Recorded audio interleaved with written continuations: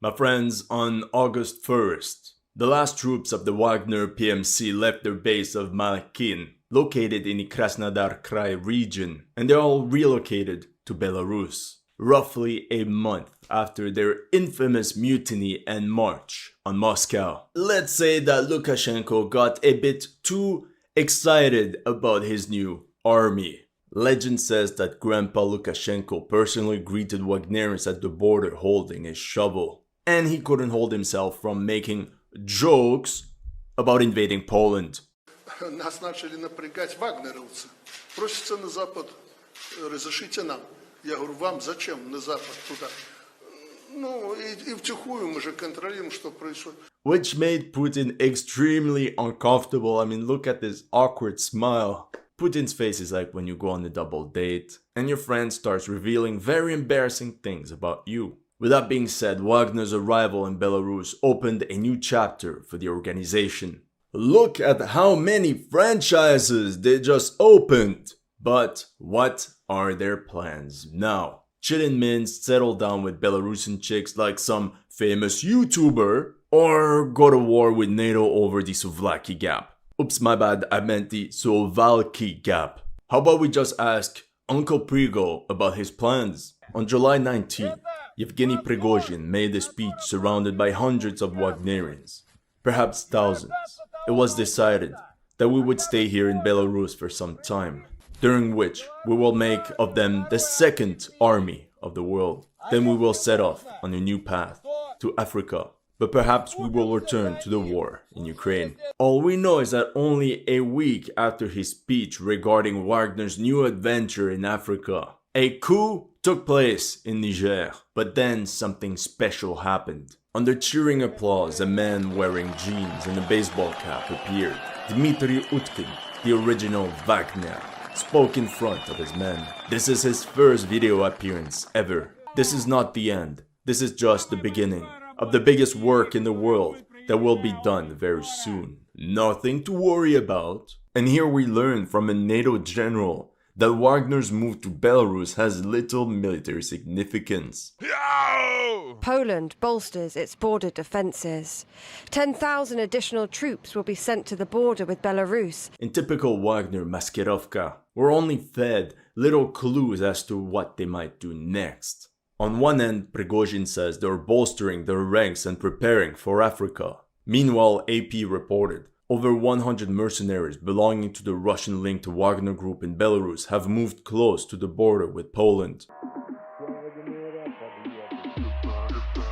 And tensions quickly rose up when two Belarusian combat helicopters entered Polish airspace on August 3rd while maneuvering with the Wagner PMC. The Independent summarized what we all have in mind. Why are Wagner mercenaries in Belarus? And please forget silly articles like this one. Oh my god, what a Wagner mercenary revealed on a dating app.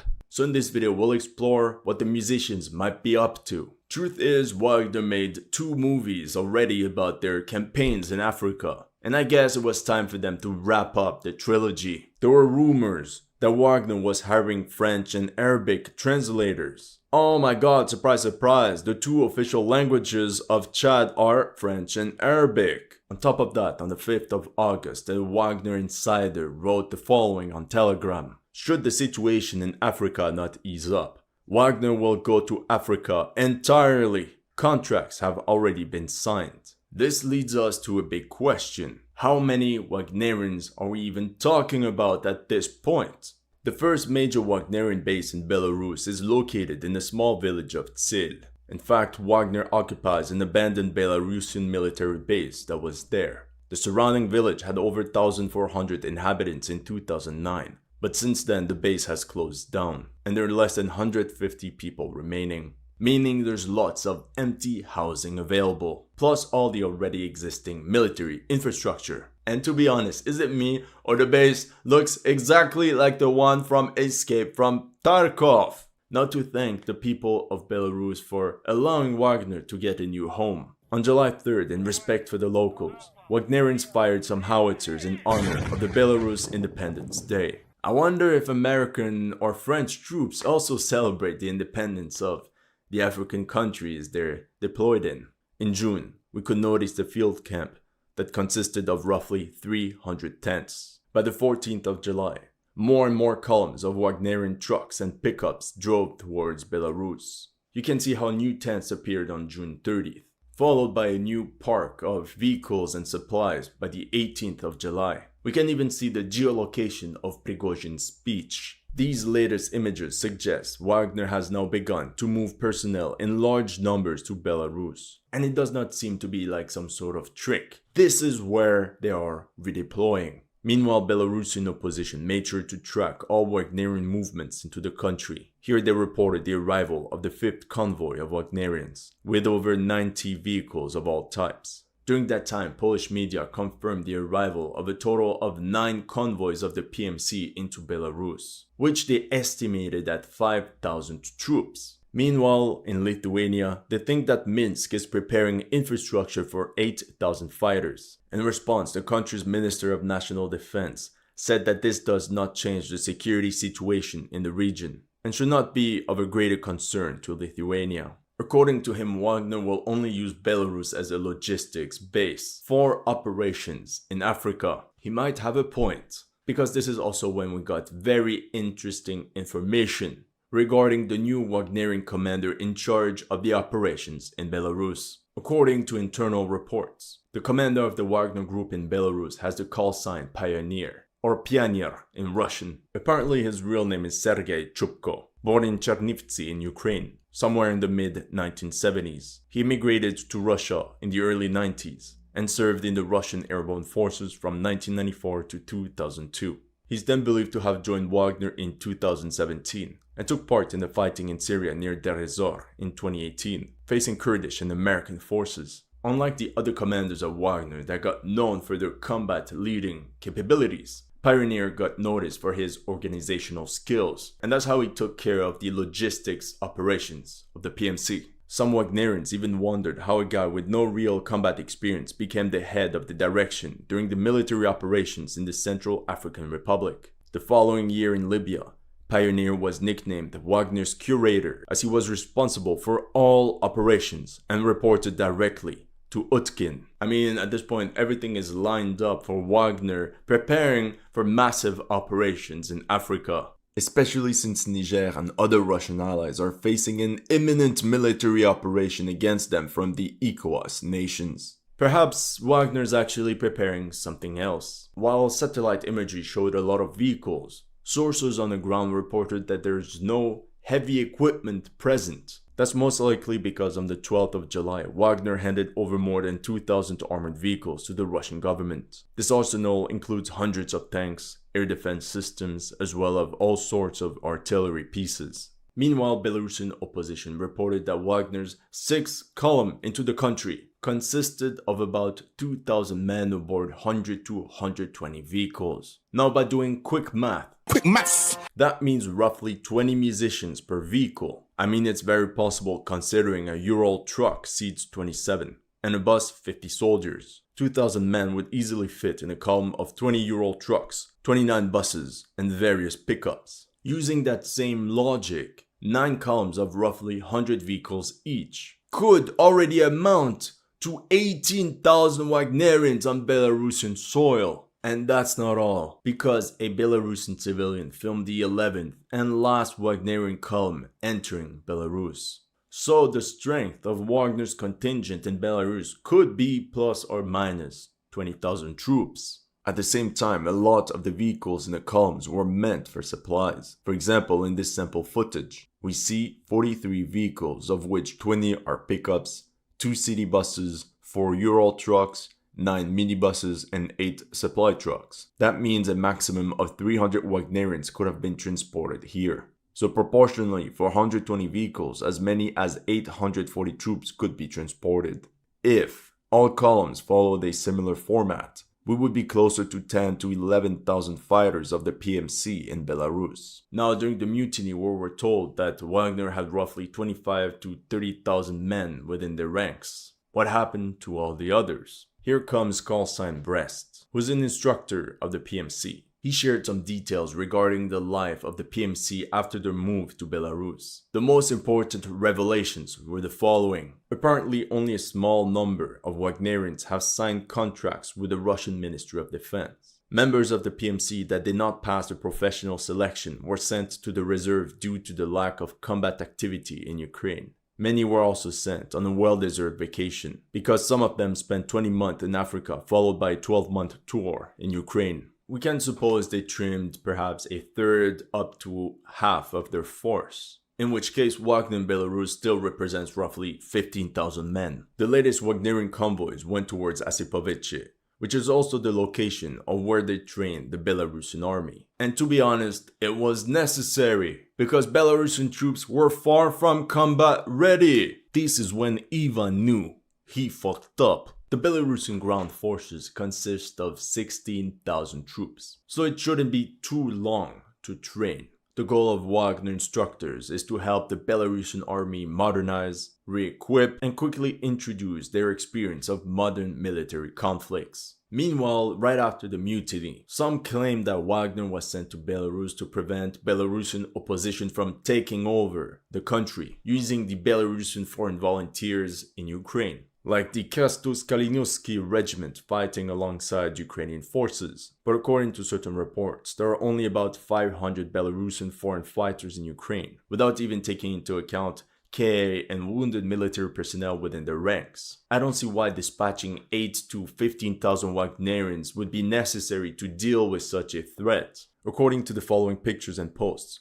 Wagner trained with Belarusian soldiers from the 51st Artillery Brigade, as well as with Paris of the 38th Separate Air Assault Brigade. Even a major general of the Belarusian police, Nikolai Karpenkov, took part in this military exercise. Wagnerians taught their Belarusian counterparts how to evacuate wounded soldiers from the battlefield, the use of UAVs for reconnaissance, artillery guiding and kamikaze strikes, and essentially wrap up everything they learned in Ukraine regarding combined arms operations. Now, another interesting thing was revealed on the 25th of July. Allegedly, Wagner's recruitment centers across Russia are slowly getting shut down, and that in the near future, new recruitment offices will be opened in Belarus. Could it be a gateway for all the Belarusian soldiers they just trained to join the PMC? For 1,000 well-trained Belarusian soldiers going to fight in Ukraine, perhaps as mercenaries under the banner of the Wagner PMC. I don't think that Belarusian soldiers and conscripts are that well paid, so there could be a financial incentive to do so. Apparently, Wagner also opened another base in Paplavie,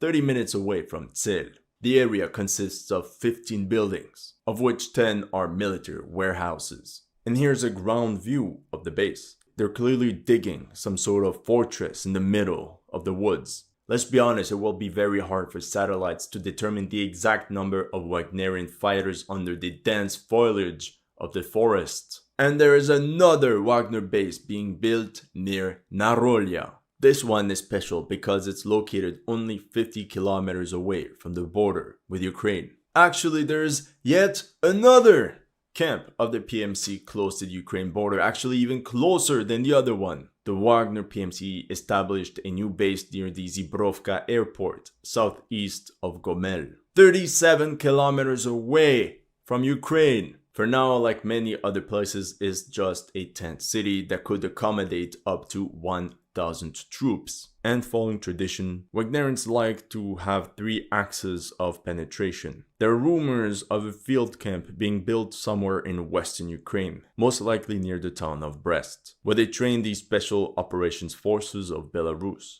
or Brest in Russian, or like the OGs remember, Brest-Litovsk. From their new bases, Wagner is 3.5 hours away from Kiev, which they could take into a pincer or DP in the jargon from both the west and the east. Now Wagner has 8,000 troops minimum in Belarus up to 20,000.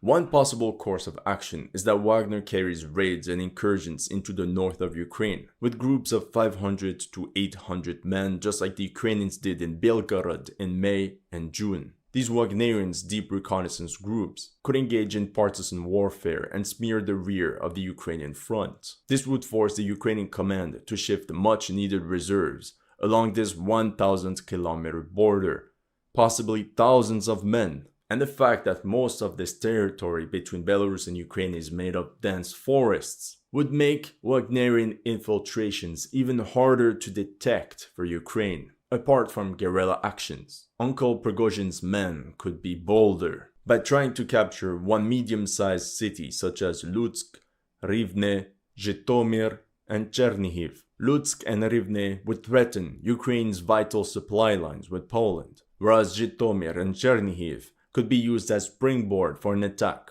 on Kiev. The added benefit of this strategy is that they would use Wagner's experience in urban warfare. So who knows, perhaps those are their plans for the winter campaign. Meanwhile, from the Belarusian border, theoretically Wagnerian forces are only 3 hours away from Warsaw and a 35-minute drive to Vilnius. So if you're from Lithuania and you like to troll Wagner on Twitter behind your screen, watch out! Next thing you know, they'll be knocking at your door with a shovel. According to the representatives of the Lithuanian army, the processes taking place in the neighboring country do not pose an additional threat to Lithuania. Bro, they're way too chill about this. Come on, even Poland is nervous. And they have 10 times more troops. Just kidding, we know exactly why. And because of this, Poland's Ministry of Defense stated that they're preparing for various scenarios. In a poll done in August 2023,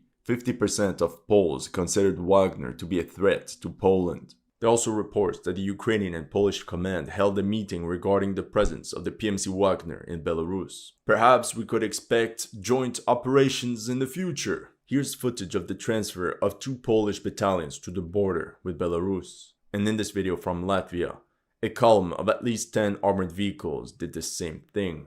Then, on the 7th of August, the head of the Polish border guard, General Tomasz Praga, asked the Ministry of Defense to move another 1,000 troops to the Polish-Belarusian border. Poland just announced that it would send a total of 10,000 troops to the border. 4,000 will directly support the border guard and 6,000 will be in reserve. This is where I have to talk about another rumor that spread after Wagner's mutiny. That Wagner was urgently sent to Belarus to prevent a Polish military intervention against the country. If such an invasion of Belarus was actually planned, Wagner would have built fortifications all along the Polish border. Yet, they didn't. But notice the way Poland painfully sends troops to the border. Always in small batches, it doesn't seem very planned or coordinated. And the Polish army also has not set up any field hospitals, which is the #1 clue of an impending offensive. For many years now, Poland already has the 18th Mechanized Division stationed near the Belarusian border. This division is composed of 3 armored and mechanized brigades, for a total of just under 8,000 troops in peacetime. That would mean 1-to-1 against Wagner. But according to this article from Reuters, Polish army troops stand guard,